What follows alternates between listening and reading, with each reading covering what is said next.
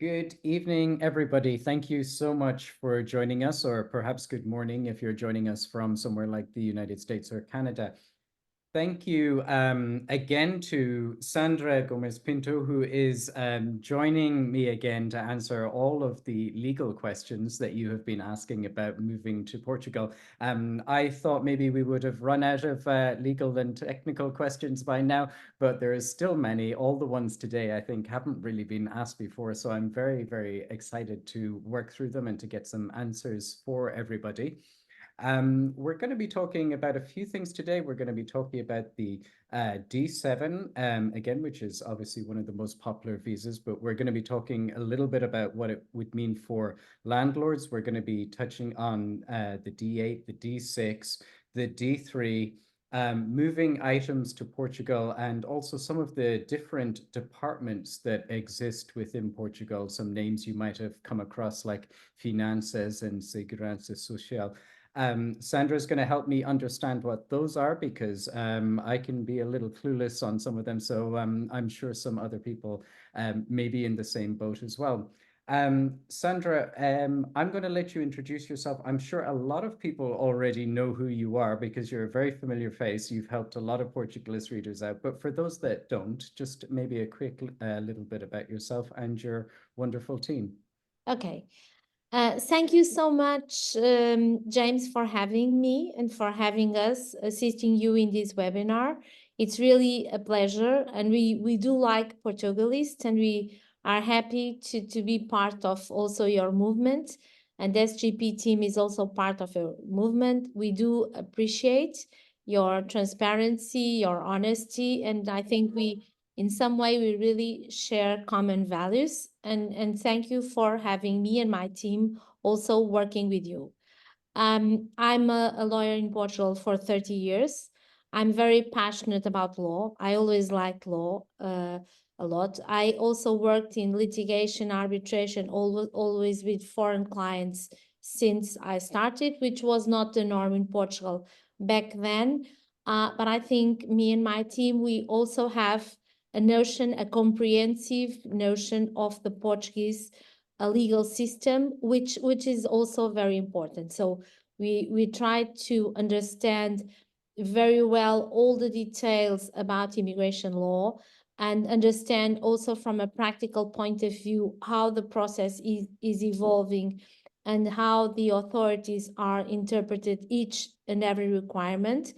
But we also have a notion of the whole system, which help us to have a broader vision and to be able to really assist our clients if anything complicated from a legal point of view arises.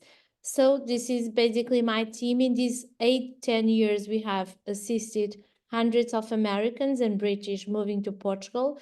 We know very well what are the legal challenges, what are the relocation challenges, and we try to address them as much as we can.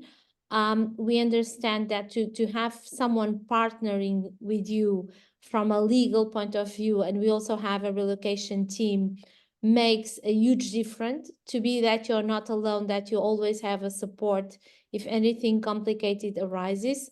I think it has a huge impact in the relocation, and this is our goal, me and my team, to make the relocation better, to assist people so they feel really supported and guided throughout the whole relocation. And at this point, we know sometimes the devil is in the details. So sometimes we can help people more when we provide certain details, when we clarify some things about the Portuguese public system and about the visa system and each and every requirement. Okay, thank you so much for that, Sandra. I'm going to jump straight into some of the questions here because there's quite a few, and I do want to get through as many Yes. of them as possible. We also have a Q&A section within the Zoom app, so if people have questions while we're talking, you can ask in there, and Sandra's wonderful team will get back to you while we're live. Sandra, let me start. We're going to go through the D7 for landlords. So we often talk about the D7 with relation to people who have pensions or social security. But imagine that I'm a landlord and I own a property, or I'm thinking about buying a property, and I want to qualify for the D7. I understand that having income generated this way would qualify me. My first question is, if I don't already own a property, let's say I want to move to Portugal, I have the opportunity to buy a property in the country where I live and rent it out, um, and have a monthly income that I think will be greater than, let's say it's just me, I only need 820 euros a month. Do you think this is a good idea as a way of qualifying for the D7?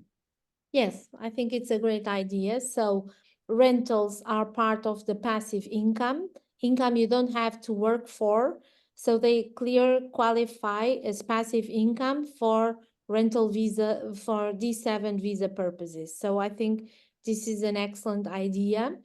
I would mention that all the authors have interpreted that this income should be foreign source. So I think it's not a good idea to buy a house in Portugal to rent it for visa purposes. I think that that would be an excellent idea later, but for visa purposes, I think it's better to get a rental somewhere else to qualify for the visa. So I think this is a great idea. This is a great option. Okay, because I think there's a few people who don't, they have a certain amount of savings, but it's maybe enough to qualify for the golden visa, and they don't have a pension yet, but they might have this opportunity. So it does open the D7 up for a few more people. Yes.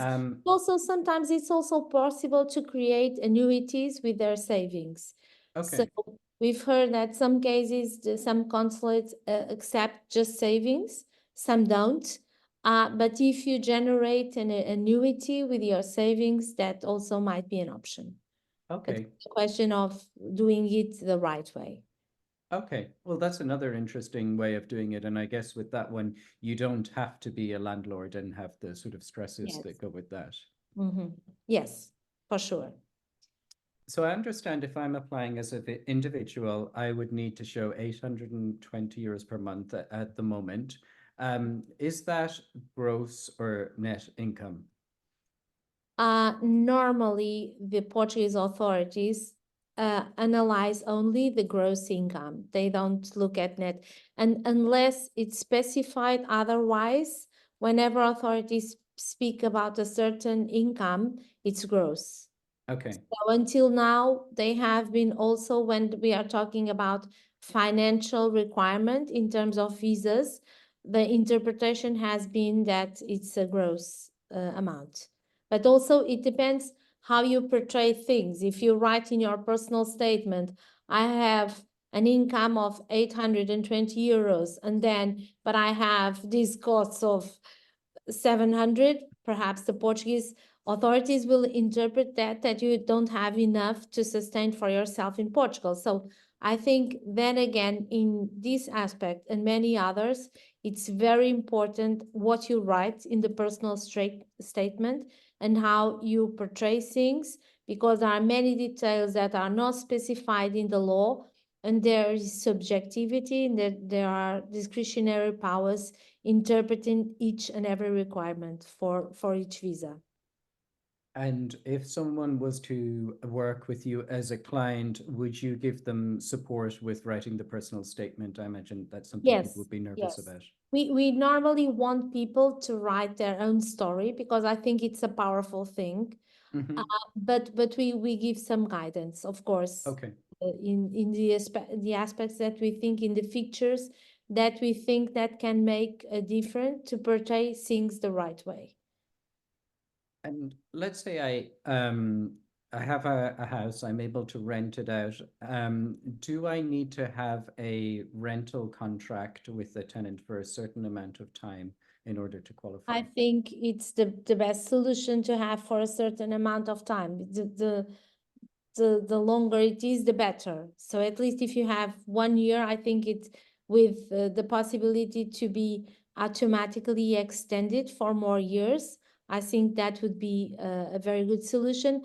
And you can, even if you don't want a contract for that long, or the tenant doesn't want the contract for that long, it's also possible to insert termination possibilities, taking into account what people really want to put in the contract.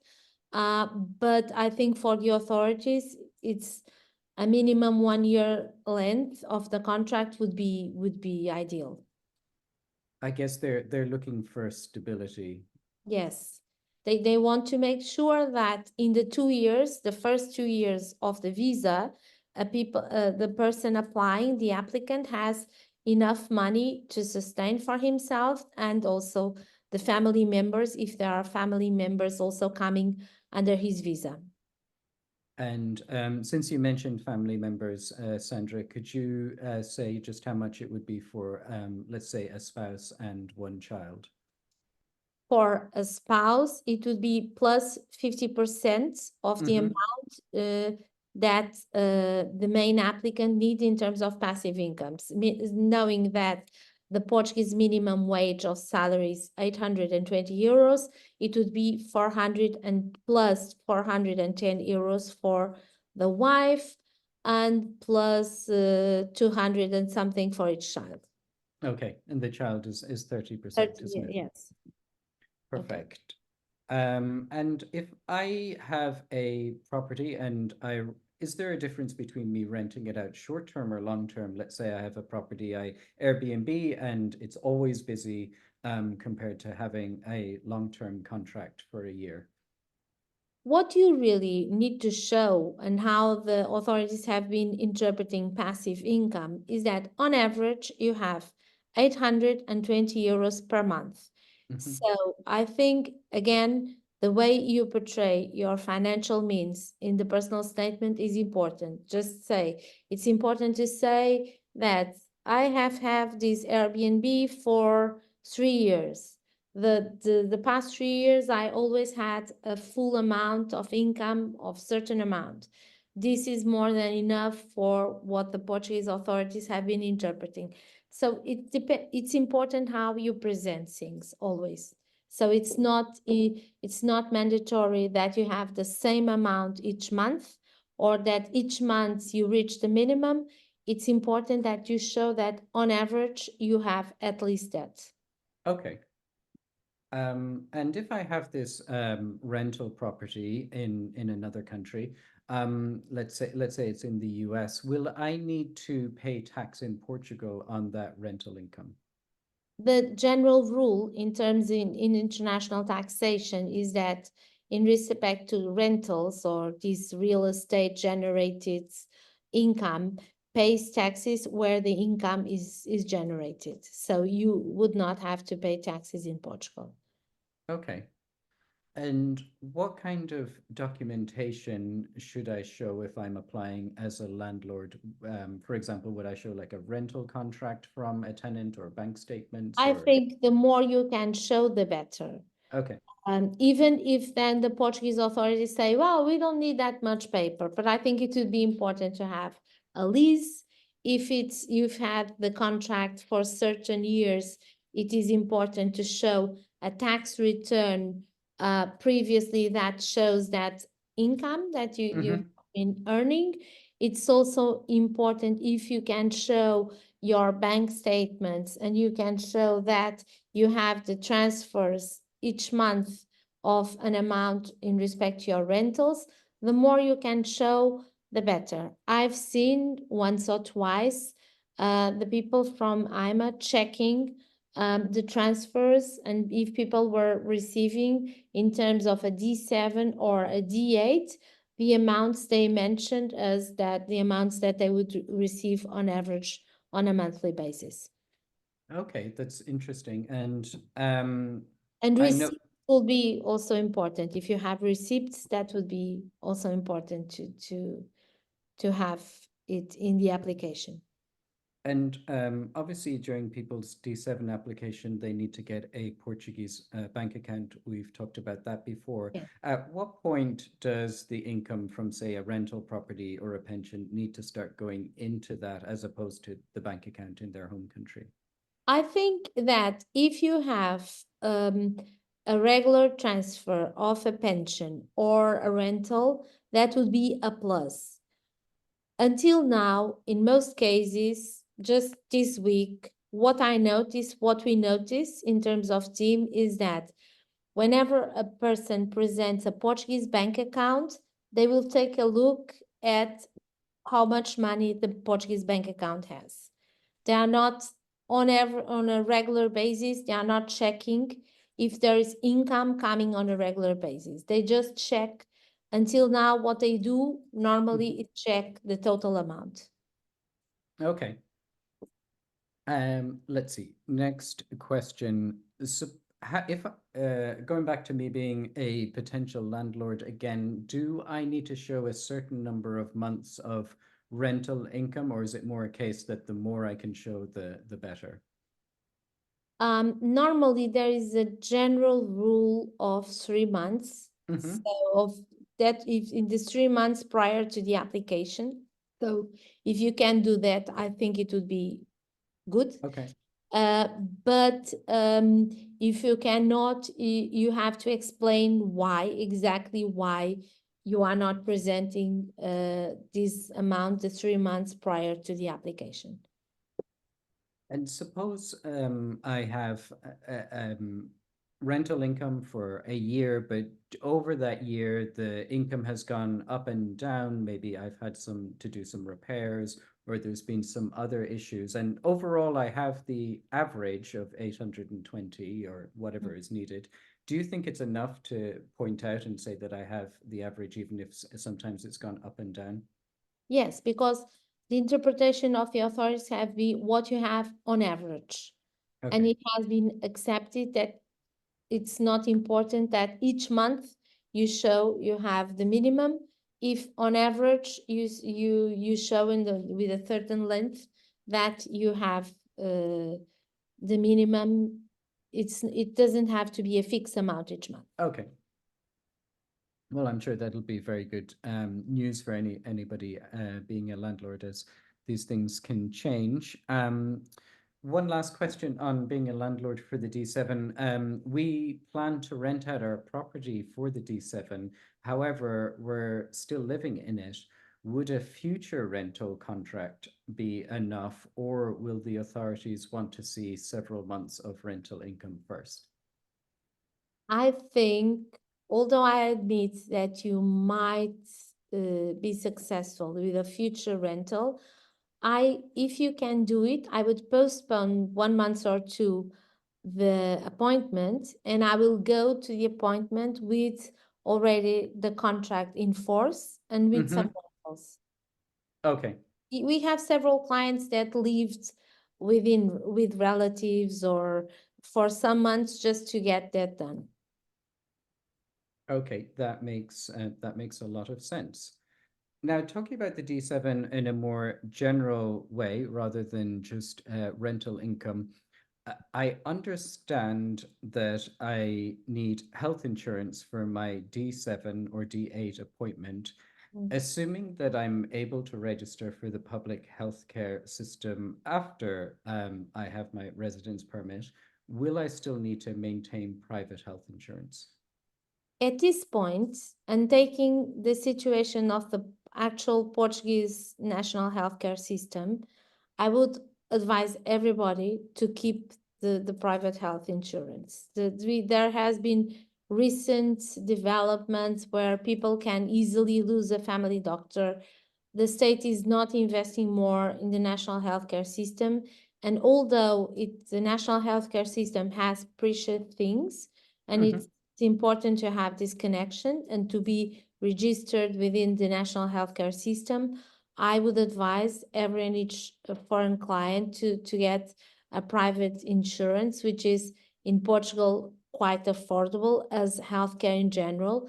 We are talking with American clients, and many of them telling that the cost is 1/10 about what we the cost in the US, with the possibility of having private insurance that do not exclude pre-existing conditions, and we have health insurance that do not have age limits, which is very good, and it's different. This is a plus in respect to what happens in the States. So I would advise every and each client, unless they really cannot pay for it, to keep the private healthcare insurance. Okay.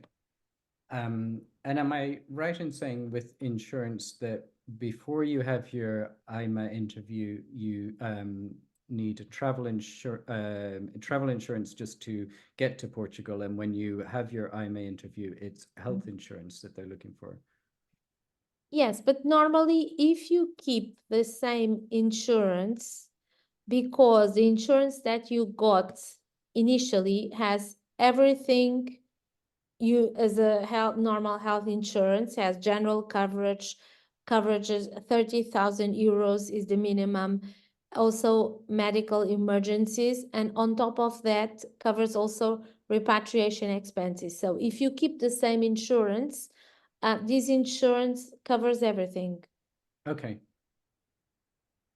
Now, if a couple is, let's say they're applying for the D7, and one person in the couple, let's say he has 820 euros per month from a pension, and that's enough for him, and his wife has a rental property, let's say, and she earns 500.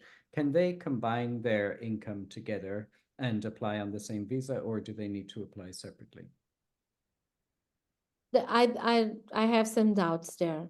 I'm Okay, not interesting. 100% sure that would be a thing. If they do would like if they really want to apply, I think it might make sense to contact the consulate and ask them if they would accept such a situation. But this is not because normally the main applicant, when you're talking about a main applicant and a company family member, in respect to the financial means, they only look at the main applicant. Oh, interesting. But we could try to portray, again, because it is not specified in the law, we could try to present and do it and tell the whole story, and to see and to check whether the authorities would accept that or not. I don't have an answer, black and white answer there, and perhaps some of the authorities won't have that either. So it would be important to ask them. Well, I appreciate you saying that that would be something that you would have to ask, Sandra. I Yes. can see this coming up also with the D8 visa, because the income requirements, once you add like a partner onto that, would be so high that an individual mightn't have that much money, but as a couple, you might be able to make it. Yes, but yes, it's we will have to check how the authorities interpret that. But normally, when we are looking at a main applicant, you only look at his income. You Okay. don't look at the spouse, but of course that many times it's an economic system, a family economic system. So it might make sense that the authorities also look about what the wife is earning. Okay. And I can see that that's, the value of Yes. using a company like you, Sandra. I'm going to sing your praises a little bit here, but doing it yourself, I have no idea how you would, get that information out of the authorities. That's, that's something that you have the experience and the connections to be able to Yes, ask. of course. Of course. So if I was applying for a D7, I've heard that sometimes it goes through a consulate, sometimes it goes through an embassy, and sometimes it goes through this organization called VSF. How do I know which one, and does it matter? Of course, it matters. In many places in the US and also in the United Kingdom, the Portuguese state delegated their powers and the bureaucratic service of the visas to this agency called VSF. But you don't have VSF in in each state in the US. Newark, I believe you have to apply through the consulate. And when you Okay. apply through the consulate, the rules are different. So you have to present immediately lots of the documentation that in a VSF you could apply, present at a later stage. So you'll have to investigate and analyze to see the consulates that would be competent for your case. Depends on where is your official residency in whatever country you are, and you'll have to check whether in that place the Portuguese state delegated their powers to the VSF, or if this is done directly by the diplomatic Portuguese authorities, which is Okay. Now, let's say I am successful and I manage to get past that first interview, whether it's the consulate or VSF, and I come to Portugal and I know I have to attend an interview with AIMA. I've got a 120-day visa. Do most people get their AIMA interview quite quickly, or does it always happen within the 120 days as well? No, sometimes it doesn't happen within 120 days. Many times the AIMA interview is already scheduled by the time you have the appointment in the consulate, and this is ideal because you come to Portugal with a date and you know exactly when you'll be having your AIMA appointment. When the consulates, they do not do that because they don't have availabilities from AIMA. It may take quite a while before you can schedule an appointment in AIMA. When we have many people that just hired us for this because they already had the visa approved, but they were not able to get an AIMA appointment. And from what I understand, just getting through to AIMA is quite a difficult process. Yes, yes. It's difficult. Sometimes they just don't have slots, and it may take time before you can get an appointment. It varies. It's always unstandardized, and you cannot have a rule for that. Going back, Persistence is the name. okay. Persistence, daily. It's the name of the game. Okay, well, hopefully the people coming to Portugal have a lot of persistence or use your services and take advantage of your team's persistence, because I know you guys are very good at getting those interviews. One thing that I was wondering, Sandra, was I understand for the D7 and D8, I can have a rental contract as proof of address. Most people will, rent an apartment or that. Could I rent a room in somebody's house as long as I had a contract? I would ask the consulate specifically if they would accept that. What we have been noticed is sometimes in terms of proof of accommodation, in, for instance, high value activities, the consulates are a little bit less demanding in terms of proof of accommodation because they already have a person with a labor contract, with a highly qualified professional status. From a practical point of view, it's always difficult to do generalizations here. And I cannot assume that it will always be like this, but this is at least what we have been experiencing from a practical point of view. Okay, so if I was thinking about renting the room, your advice would be that I should get an answer about that before doing so, Yes. because Yes. okay. And just when you were talking about the high value activities, I think you were referring to the D3 visa, which Yes, we'll be yes. getting to very soon. Yes. And one last question just on the rental contract there. Let's assume this is an apartment this time. How long do I need to rent for in order to get that proof of address? It varies. Some consulates talk about 6 months. Some other places talk about 1 year. Some places do accept Airbnb, although not all places accept that. We have negotiated hundreds of contracts for our clients. And what we notice also, taking into account the Portuguese rental market, it's extremely difficult to negotiate a rental contract only for 6 months. Okay. Normally, the rental contract, it's much easier if you negotiate it for 1 year, and due to the so much demand, the landlords are imposing lots of rules and amounts, and it's really a hard thing to negotiate them and to make them being reasonable to the clients. We recently we were normally we also, when we are hired for this, we also always check the documentation of the apartments and do a basic legal due diligence. The other day we were contacted by someone that was already in Portugal and had the visa approved, and after some time they understood that the apartment they had leased was not from the person that leased the apartment. So they didn't have anyone checking the documents of the house, and so they had a bad surprise when they had to check. And so they wanted to put a criminal charge against the landlord.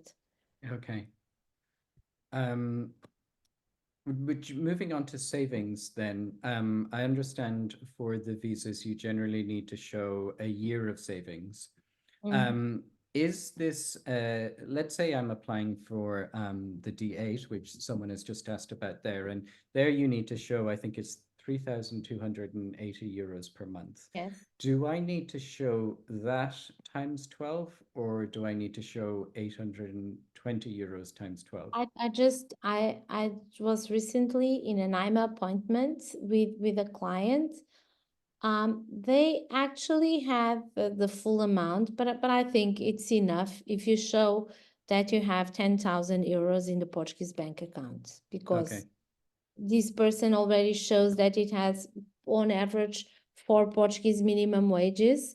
So the Portuguese authorities feel safe that the person can provide for the persons can provide for themselves. The applicant can provide for itself. And jumping now onto the D6 visa very briefly. So this is the family reunification Yes. one. As I understand it, Sandra, this is different. This maybe you can explain the difference. This D6 would apply not to an EU resident who's reunifying with a family. They have a different process, and to the people who would use the D6. Is that correct? It's the following. With the relatively recent change in the law, now it's possible that you can accompany a family member, and by the time your family member, the main applicant, applies, you can jointly also apply as a family member. And this can be done at the same pace. The D6 is when after the family member has the visa approved that you are coming afterwards as a family member. It's not a company family member, so it's not in the same pace. Because it is after the main applicant has its visa, there is a family member that afterwards will apply for a visa. Initially, 3 years ago, 4 years ago, this was the only possibility. So family members could only come after the main applicant had the visa approved. When there was a change in the law and when the digital nomad visa was created, it was also created the possibility for family members to come at the same pace as the main applicant would come and would apply for a visa. Okay. Let's say that I am an American and I've moved to Portugal. My wife is back in the US. She wants to apply for a D6 to join me. We moved separately. Would she apply for that in the US, or would she come to Portugal and apply for it there? Yes, she would apply for she would apply for in the US for the visa. Yes, she would apply in the US. Okay. But probably now they are asking for to have to have an AIMA appointment already scheduled here. Okay. Now, moving on to the D3, which you This would be a memorable webinar. We just had a fly I saw the fly. in the camera. I was not understanding what was going on. We will never forget this fly webinar. Yes. We mentioned earlier the D3. I'm getting quite a few questions now from people who want to work in Portugal, and I think this is great because in the past it was first retirees, and then there were, you know, digital nomads, and now Portugal's status is getting raised so much in the world that people are looking for ways to move here, and they want to come and work in Portuguese companies. And I understand there's a D1 and a D3 visa. Are these the main routes to moving to Portugal as sort of an employee? And could you explain how those visas work a little bit, or Yes, so specifically the D3? D3 is for highly professional individuals, Okay. people in IT, medicine, engineering, law, education. So they would have to have a job before coming to Portugal, or at least a Mhm. promise of a job. They will need to show a minimum amount. This visa in many aspects follow the same requirements of all the other visas in terms of proof of accommodation, criminal record, and the other formalities. So the specifics would be the job contract, the type of activity, but other than these, mainly these all visas follow all the same category and also the same rules in terms of the first time to stay in Portugal, the times of renewable, the rights and obligations of a person coming under this visa, the possibility to acquire citizenship later. It is exactly the same with a D3, with a D7, or with a D8, with a golden visa. There's not much difference. So in many aspects, other than specifics of a specific labor contract for a highly qualified profession, these D3 visas follows the same rules as other visas. Okay. And would you say this is, if I'm thinking about moving to Portugal and getting a job here, would you say that the D3 is a good route to look at? Yes, yes. Okay. Now, I believe more and more also the other changes that we notice in the NHR, the attitude of the Portuguese government.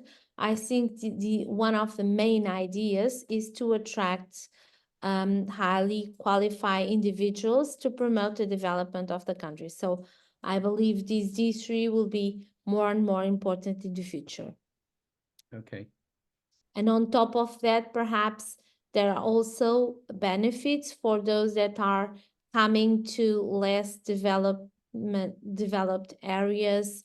There will be perhaps on top of that also some tax benefits and other benefits for people with high value professions that would come to less developed areas, or that would create innovative projects.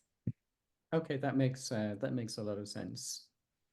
Now, moving on to moving items to Portugal. So let's say that I've decided to move to Portugal, and I'm just in the process of sorting out my paperwork. How would I determine whether it's worth bringing my car over to Portugal? This comes up a lot with people in the US specifically. They might have cars that are much more affordable there compared to Yes. Portuguese prices, and they're thinking about shipping it Yes, but over. you have to access and to know exactly and to ask someone to analyze that. What would be the import taxation that you'll be facing? Because if you really cherish your car and really want to bring it for some personal reason, it might make sense. In many other cases, it might not make sense. But I haven't seen, we have lots of American clients that say, I don't want to drive a car in Portugal, and that they don't bring, I don't recall one client that has brought a car from the US. from Okay. our clients. So most of them decide not to bring the car. Many of them decides not to bring the furniture. And if they want to bring the furniture, it's impossible to take care of a luggage certificate. Otherwise, people may end facing the possibility to have to pay taxes in respect to their own old stuff. If you were moving to Portugal from somewhere like the US, Sandra, what would you do? Would you bring furniture, or would you start from scratch in Portugal? I believe that this is a personal statement also, Yeah. but I notice many Americans thinking the same way. I think it's an excellent opportunity to declutter, and there sometimes it's so complicated, it's so expensive to bring stuff that I think it's possible many people did sell their things to their neighbors or gave their stuff to neighbors and family members and only brought very specific items. And I think that would be my approach, but I understand that not everybody has the same view on this subject. This is a personal matter. Sure, I can imagine that. And there's some things that I think would probably have sentimental value, and those Yes. ones you definitely want to figure out how to bring, but not everything does have sentimental value. Yes, because many people want to have a new life within the new phase of life. So in many things, it doesn't make sense to bring all their old stuff. And some things are, are slightly different, especially when you're talking about differences between the US and Portugal, like bed sizes, for example, are different. Yes. So if you ship over an American bed, you're going to struggle to get sort of sheets and things like that in Portugal. Yes. And you also have the electric with the problem with electric Yeah. devices. So because even if you have an adapter, normally it doesn't work that well. Okay, so it's a personal decision and something that people need to give some thought to. Yes. But something that people might not want to give away or sell are their pets. And so I wonder, how can And people? we have learned so much about pet transportation by now because and I just recently was with a client and he was working in an airport and he was telling me all the details about pet transportation. So we have helped some clients with the pet transportation and to make sure, in order to make sure that to take a look at the contracts and also to make sure the pet was not traumatized in the process. And we have had quite happy clients and quite happy pets in the process. So you have to gather certain documents before you start, but it's also, I think, one of the most challenging aspects here is to choose the most appropriate company to transport the pet and to make sure that the pet that is transported in a way that he won't suffer in coming to Portugal. I see that as a big concern for people, particularly with larger dogs or something like Yes. that. They're looking for ways where they're not going to be put in the hold, but it does seem like it is a complicated thing. Yes, there are lots of solutions from people, very wealthy people bringing pets in a private jet, which shocks us a little bit, to people that just there are special planes where people come with their pets that they join a lot of people and lots of friends and family, and so they could bring their pets. So there are a lot, and there are companies that do the job very well too. So there are lots of good options, and by now we know who are the people operating correctly in this sector. Okay, so if you have pets and you're thinking about moving to Portugal, talk to Sandra and her team because they know Yes. by now who Yes, which I have company. I have a pet-oriented person here in the Okay. that is just laughing at me right now. And I think she would give her life to the pet if she could.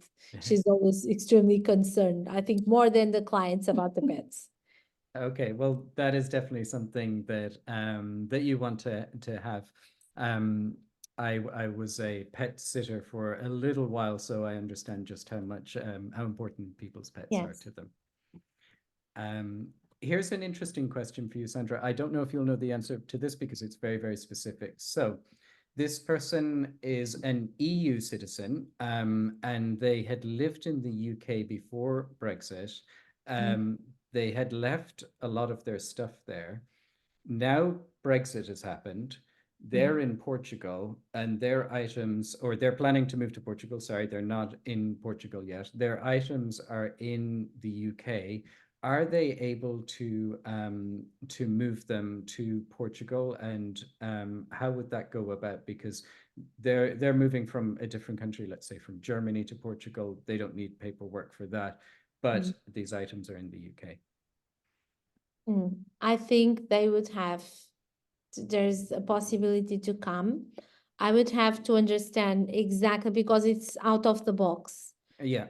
completely out of the box. I would say since these persons are moving to Portugal and are going to live here, they should be exempted from paying any taxes in respect to their own stuff. But you have to check probably with the embassy, the Portuguese embassy in the UK, to see if they could issue some exemption document on how this could be done in order to avoid that, because normally the tax authorities just want to tax and are not very comprehensive. So that would be challenging, but I would say that this person should not pay tax to come to bring their own stuff to Portugal. But then again, from a practical point of view, what is the best approach? We would have to talk with the tax authorities and the embassies and to understand what would be the best approach for such a situation. Okay, so it does sound like it's a sort of similar situation to before, where there isn't always a standard rule, and it's a good idea to speak Yes. to you because you can speak to the right people who can give you a more Yes. concrete answer. Yes, we noticed that there are many situations when situations are unstandardized or are a little bit out of the box. It's immediately more difficult, even if it's a relatively simple situation. We just had some American clients. It's a couple. He's American, but he was born in Germany, but he acquired American citizenship by a time where Germany didn't accept double citizenship, so he had to lose the German nationality. He's married to a Vietnamese that in the meantime is also an American citizen, and they got a daughter that has German citizenship.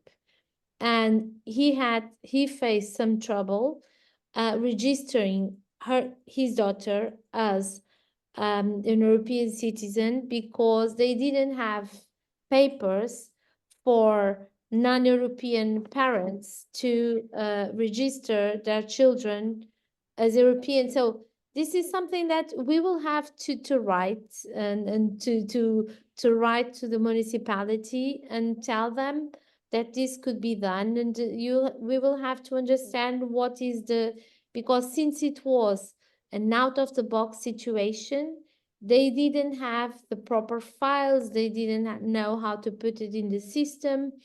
So when situations come a little bit out of the box, sometimes it's more difficult to deal with them. I think it's really interesting to understand how it works behind the scenes with the sort of legal processes, because some people think like, oh, I could find the forms myself, I could fill them out, that, you know, why I could do that instead of using a lawyer. But it always sounds to me a little bit more like your work isn't just filling out forms, you're almost like a detective trying to figure everything In out. the Portuguese, those who know a little bit about the Portuguese bureaucracy understand me better. Okay. Understand that in many times in the same situations we are asked for different documents. Do you find when you go to AIMA interviews now with, say, a D7 or a D8 client, that one time you'll get asked for a certain document and the next day with another client it might be different ones? Just happened this week. Okay. Had 5 AIMA appointments. Each of them was different. Okay. And in one of them, I asked them, how come in the other place they didn't ask me for these documents? And the woman said very nicely, you know what? There's a little bit subjectivity here. Okay. Um, I guess they have a certain amount of power to be able to make up those rules. But it is good to know because Because there are many things, and it's I can understand it is so. There are many details that are not absolutely specified in the law. So there are discretionary powers and there are different practices. I've had a few questions, and again, this is another promising thing about people wanting to move back to Portugal. So they might have lived here, say, 15 years ago. Now they want to move back because they've heard good things about it again, or they remember their time fondly. Let's say, I was, we'll do American again. I was an American who lived here 20 years ago. I've now been back in the US for that period of time. Do I start a fresh visa application like a D7 or D8, or is there anything to help me because I already lived here for a few years? But normally you have to start fresh. Mm-hmm.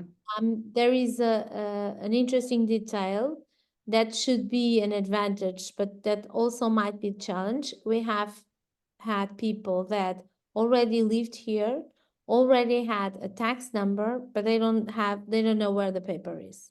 Okay. So we had to do some investigation to discover the tax numbers of some clients that had no clue about their tax numbers. So it was challenging because it's not possible to get another tax number.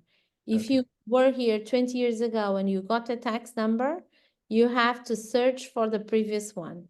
So we have been doing some detective work, finding the tax number, the legal representative of some of our clients that already lived in Portugal in previous times. I imagine that can be quite complicated to try and dig everything up like that. Yes, but we managed to do it. It was troublesome, but we managed to find.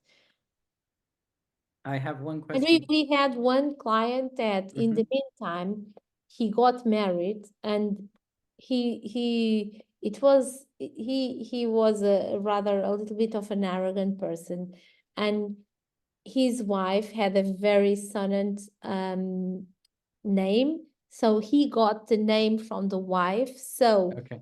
the name he had in the initial tax number was a different name that he would have now. But then again, the same person could not have a different tax number. So we have to gather all the documentation showing the process of changing names, and that also documentation from his registry saying that the person with that name is the same person with the other name, and that there was a process of changing names. Okay. So it can be, yes, we can navigate to some really complicated issues. Yes. For something as simple as a tax number. Yeah, and that should be, I assume, one of the simplest thing. You would assume they just have a record of it somewhere and you ask what it is. Yes, but there can be difficulties. Yes. And I imagine people, if people leave Portugal for 20 years, their lives could change quite a lot. Like you say, their names could change and things like that. Yes. Yes. Um, I'm going to ask you about schools, Sandra. I believe that you have children of your own, so you could Yes. tell us all about the school system in Portugal. But this one's quite specific, is could a person continue studying could a child continue studying online with a school in another country? So maybe they're like a teenager, they feel like they're a bit too old to go into the Portuguese curriculum. They're thinking my child could keep studying the curriculum from the country that they come from if they do it online. Do you think this would be accepted? Yes, I think this would be accepted. We have several clients that did it. Okay. So, and even in Portugal, coexist the Portuguese system with other international schools that follow international curriculums and sometimes foreign curriculums. So I cannot see that could be a problem. Although I would check with the authorities if they want something to be registered on their files. Okay.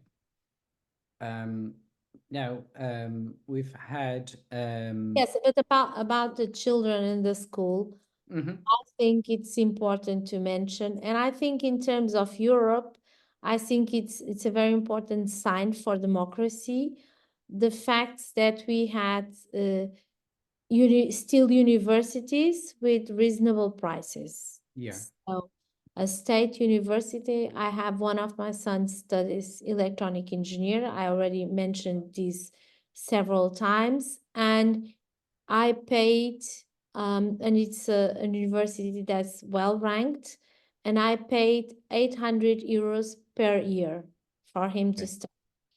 And what I have been noticing is that my German friends and some Indian friends also, but very highly qualified persons have their children having masters, doing masters in Portugal that are very well ranked worldwide, which is, I think, for Portugal, a nice aspect, a very positive aspect.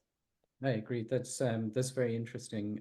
Because I imagine obviously there's a huge difference with fees compared to the US, but it's interesting that people are coming from other parts of the EU to study in Portugal as well. Yes, from countries as Germany was that perhaps would be unthinkable some years ago. I imagine also I didn't study in Portugal, but I imagine it's quite a nice place to be a student too. Yes, yes. I think when I studied law, although I was absolutely passionate for law, I think that there was a university was the motivation or to that was not something that exists or pedagogy didn't exist back then. But other than that, I think it's a good place to study. Okay. And I did Good notice place just to live. Yes. one question there from Suzanne. She was asking if there's any age limits on entering a Portuguese university if you're an adult, let's say, over the age of 65. Yeah, I think there's also even specific universities for Mm-hmm. people of that age. So I think that could be positive, but I don't believe that's an age limit because I've always heard of people in their 70 finishing degrees in Portugal. Okay, and that could be a nice thing to do to come out Yes, to yes, Portugal and yes, use your brain a little bit because you have to keep it going.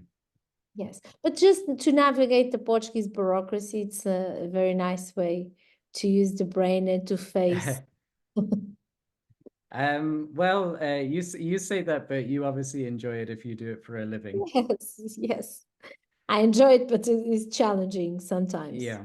I guess some people are very prone to they enjoy problem solving, and that must be Yes, something that you enjoy. yes, definitely. Yes.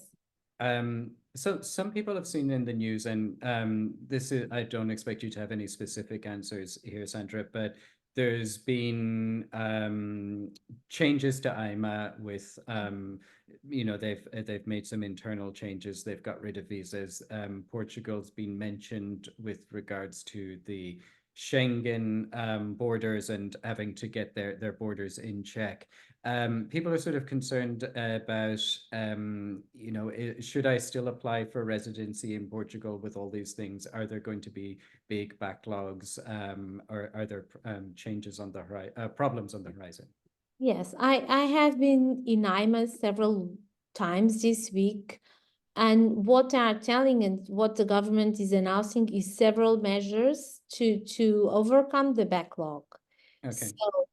So, as you probably know, the Portuguese perhaps need some improvement in terms of planning, but we are very good at giving to adapt and to give quick solutions and to solve complicated problems in a short period. So I think it would be a disaster for the Portuguese government if we go out to Schengen space, if there was such a thing, because so I believe they will really be efficient and trying to overcome any difficulty in order to avoid that risk. In terms of the AIMA, I do hope that, and we have a new government, so perhaps this new government wants to show that they can do better. So I hope that their initiatives to end up with the backlogs of AIMA and the fact that they ended the manifestation of interest as we had it until now, it may have a big impact in the working of our immigration agency. So there's some problems there, but there's also solutions or proposed solutions in the Yes, yes, pipeline. and I have to have hope. So Yes. yes, Um, I wanted to do a run through of different departments that people might come across in Portugal, because there's a lot of names that we hear and we don't always quite know who they are and what they do, Sandra. So I wonder yes. Sometimes even me, if, so many okay, names that I can get confused in. Some are less known than others because our public authorities are also evolving. So okay. if I can really help you, if it's the normal stuff, yes. If something out of the norm, it may be challenging. Yes. Well, thank you. Yes, I do find it a little confusing myself. I'm going to say the name, Sandra. I hope you will forgive me for any wrong pronunciations of these, and maybe you Okay. can tell people what the And correct I one hope I is. know what you are talking about. Okay. Yes. Well, let's do AIMA first of all, because that's the one that people are going to hear about first of all when they're moving to Portugal. So the AIMA was the previous CEF, so Hmm. basically it's the immigration agency. Okay. Um, Where whenever you have a visa and you start the visa in your country of nationality or legal residency, you have to end the process with an appointment in before one of the AIMA departments. and if I renew my residency after 2 years, would that be with AIMA as well? Yes, that would be with AIMA as well. Okay. Now, the next one that everybody ends up hearing about is Finanças. So, who are they? Finanças is the Portuguese tax authority. Okay. It's important to know that there is a online platform and Hmm. that it's on top of a tax number. It's also important that you get the code to access Finanças, the online platform for the Portuguese tax authority.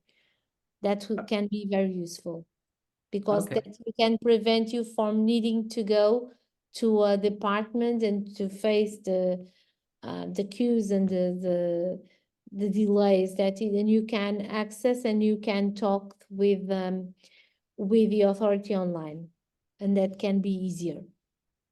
Okay. Well, I think tax office and the sort of border control are two things that most people will sort of have an idea of what those are. What about Segurança Social? I would say I don't know if it's our social security. It's not exactly the same thing as a social security in the US. Hmm. But it's our social security. So all the Portuguese pensions and subsidies go through this entity. Okay. And now I've also heard of a place called a Loja de Cidadão.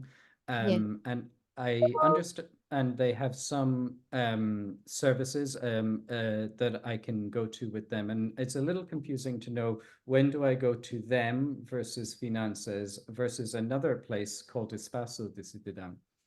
Yes, in some places they created Espaço de Cidadão. In some other places they created a Loja de Cidadão. Okay.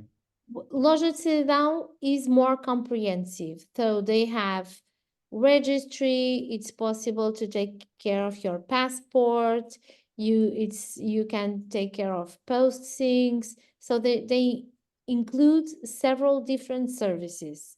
So it's not only matters related to the tax authority. Okay. You can ask for a passport, you can get an ID card in Loja de Cidadão. You can go to get things from a post. Normally there's a post office there too. So there are several services.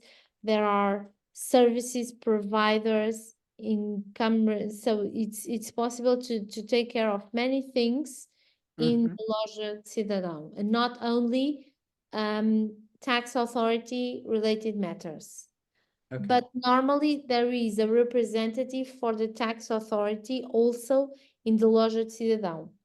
But if I had a tax authority matter, if it is a very specific matter of mine, for instance, we had a client that needed a paper to prove that there was a specific process from him with the tax authority, and he needed documentation stating that that was solved.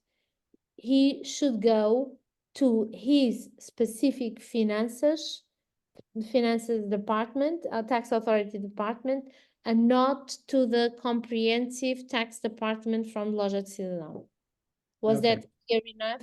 Or if you have, for instance, a specific matter of your taxes, very specific, it's better to go to the tax authority department that corresponds to your residency to take care of something that's very specific to your case.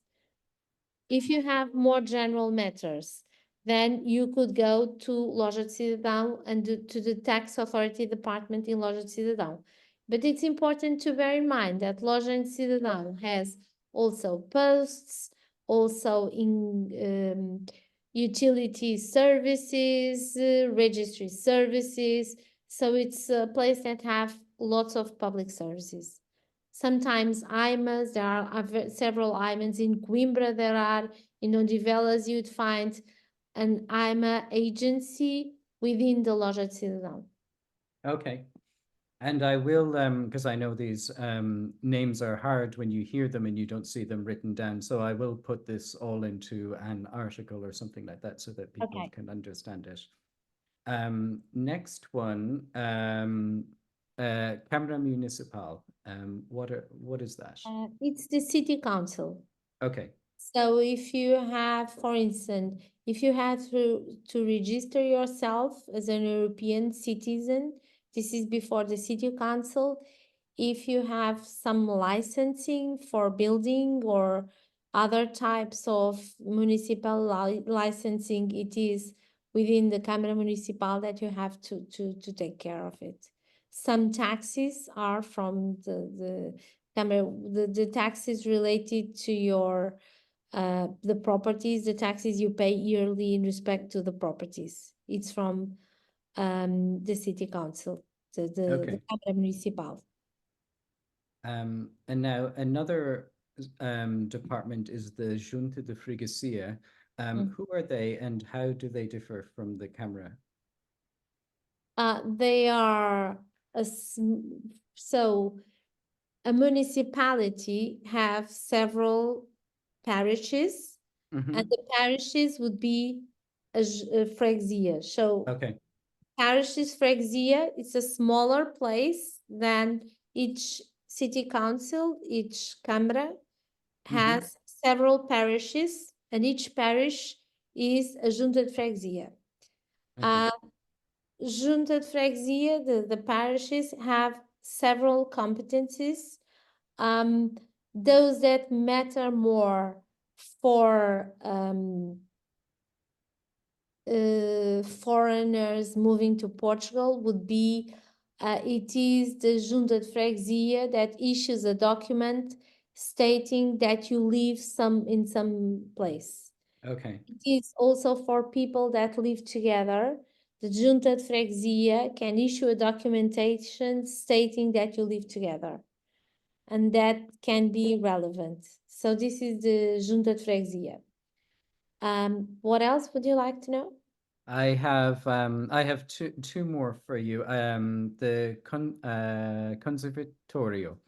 Conservatória. So, Conservatória, it is the registry, and you have several registries. So there is Conservatória Comercial is the commercial registry.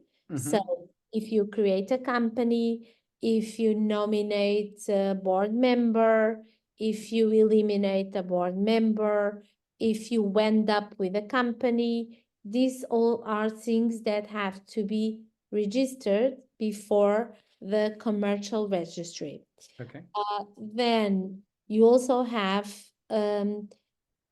Conservatória de Registro Civil, which is the civil registry where you register things related to an individual. So the birth, the marriage, the death, all these are things, the divorce are things that are registered before the civil registry.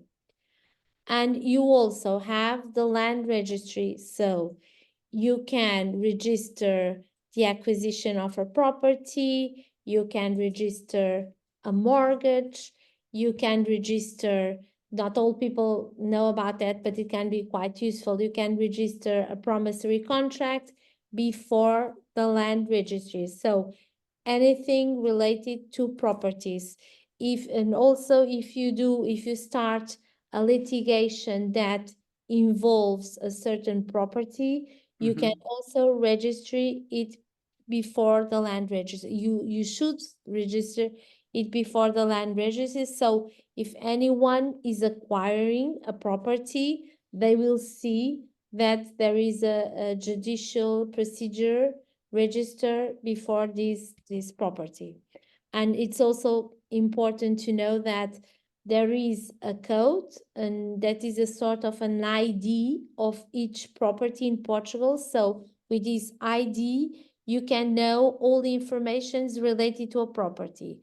Who are the owners? Who are the previous owners? If there are mortgages, if there are contracts, if there are litigation related to this mortgage. So you can know the legal status of any property in Portugal with the code that you can access online, and you can access to the registry of a land registry.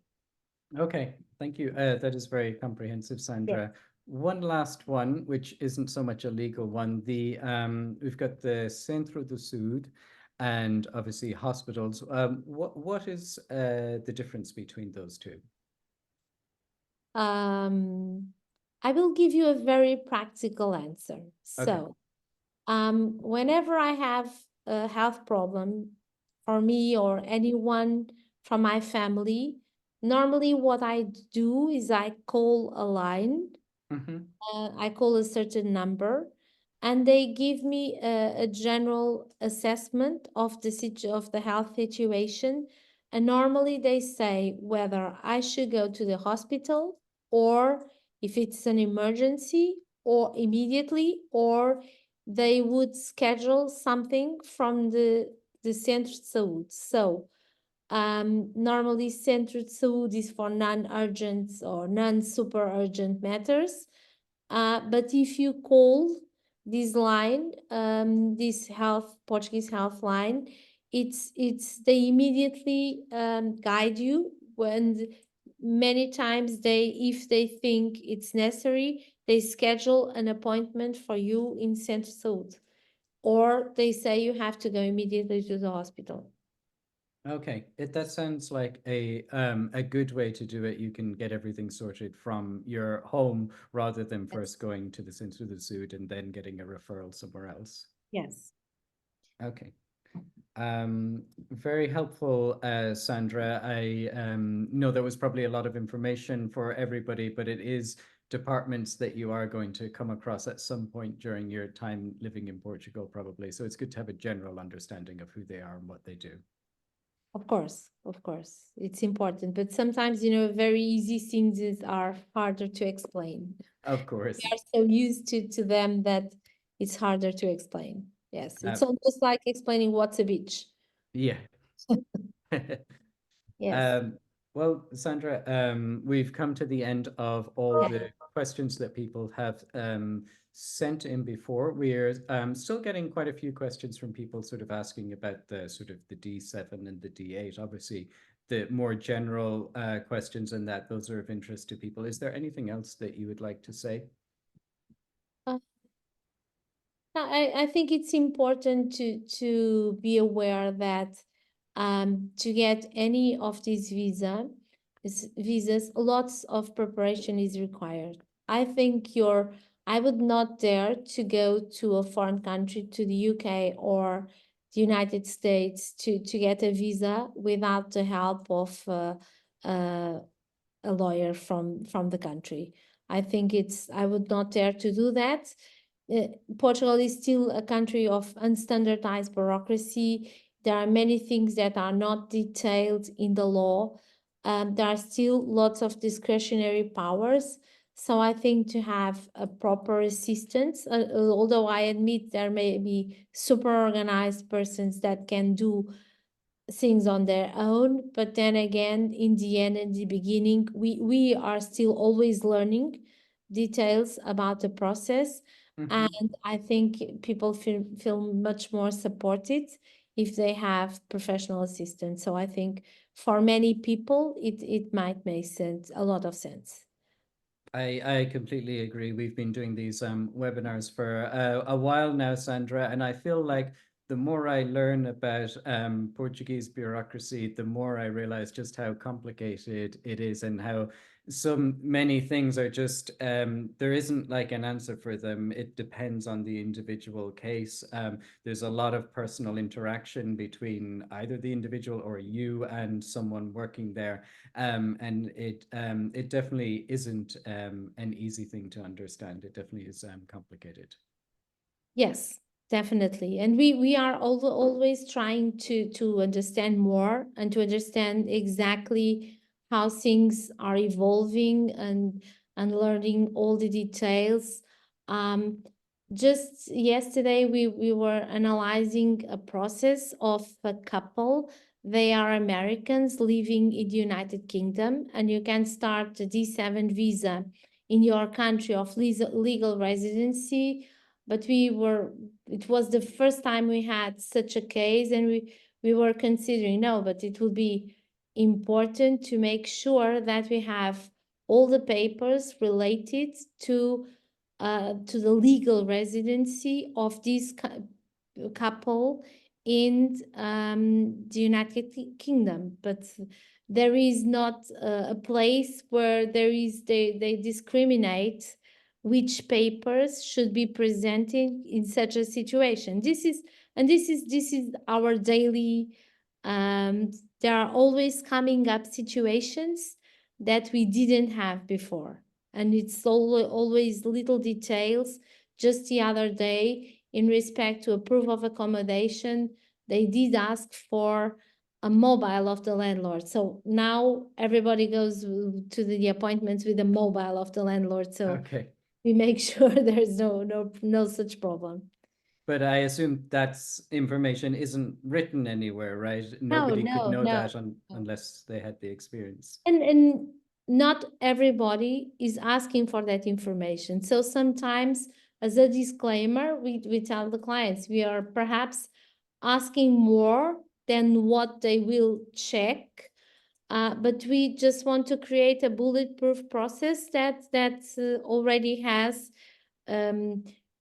everything or most of the things that they might possibly ask, and a process that will be hard to get an application denied. Okay. Well, Sandra, you have been exceptionally helpful as always, and so have your team. I know that they've answered over 100 questions now in the background while we've been talking. As always, it's Yes, always a huge number. yes, there are working machines. Yes, Yes. nice working machines and fine persons on top of that. Yes, Uh, and I think what differentiates is me and my team. We do like people. We do like assisting people. So we do like being of service, and I think that shows off. I'm going to, I know that you are very busy at the moment. I know you have a lot of clients and that, but wonder if people email you, and I'll share the email address, and if they mention that they saw the Portugalist webinar, that you would give them a little Portugalist priority and make sure that they're Yes, able I to would. get an At interview. this time, yes, we are almost selecting clients because we are getting lots of demands, and we cannot accept everybody. So definitely the fact that they are coming from you would have a priority in our services. Well, thank you very much for that, Sandra. I appreciate that. I've put the Sandra's email address in the chat, but I'm also going to send out an email after this with her details and with a recording of the webinar where you can see that as well in case you missed anything. Okay. Thank you so much for having me, James. It's always a pleasure to work with you. Thank you so much, Sandra. Bye-bye.